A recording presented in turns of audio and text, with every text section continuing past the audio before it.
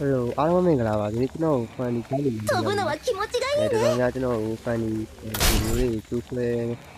ဒီခေါင်းရင်းတွေတော့မေးကြလို့ပေါ့နော်။အဲကျွန်တော်ဒီနေ့ကြားလို့ဒီနေ့ကျွန်တော်ပြတယ်။စတာလေးတော့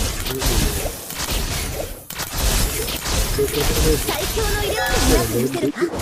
လို့ဒီပြောလို့တော့နေဆုံးရင်တော့ကျွန်တော်တို့အခြေခံလေ့ကျင့်ဖို့ဆိုဒီလိုမျိုးတာဝါတိုင်းမှာပေါ့နော်ဗလာသားတို့နေနေဒီလိုမျိုးလေးတွေအဲ့ဒီလေးကြရအောင်あの全てはただの悪夢だったのね。တီတူကိုတောင်ပေါ့နော်ဒီတီတူကိုတောင်မှာဝိုင်းနေတယ်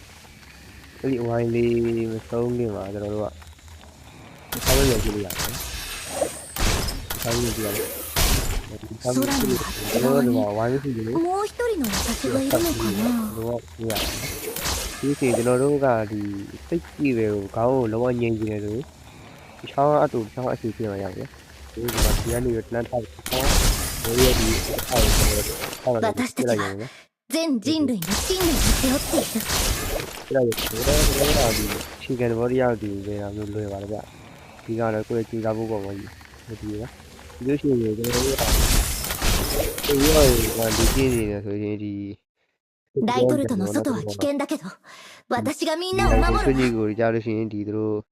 ဒီကီဝယ်နေဆွဲသွားရင်ဒီတာဝါတိုင်းနဲ့တိုက်ပြီးလို့ကြားတယ် Our turret has been destroyed. ဒီလိုနဲ့ဒီကီဝယ်外の世界にはきっと面白いものがいっぱい。ပြရတာတော့ဖြစ်တာချာလင်းရတဲ့အခြေခံကကျွန်တော်ကောင်းချင်းပေါ့နော်ကောင်းချင်းမို့ဆိုရင်လို့ရှိရင်တော့ဘာလို့လက်မြန်ဖို့အတွက်ဆိုရင်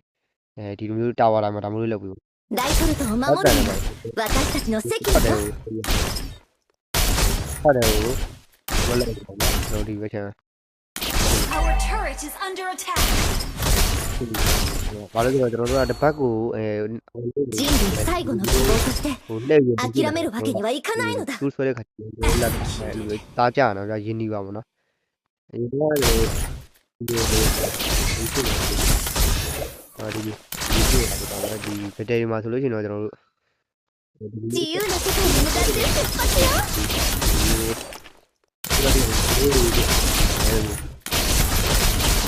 လိုမျိုးတွေလေးကြည့်နေတယ်ပြီးလို့ရှိရင်ကျွန်တော်တို့ဘယ်လိုနေရာမှာဒီလိုမျိုးခုနနေရာမှာကြည်ကြည်နေရာမှာလေးကြည့်မယ်ဆိုတာ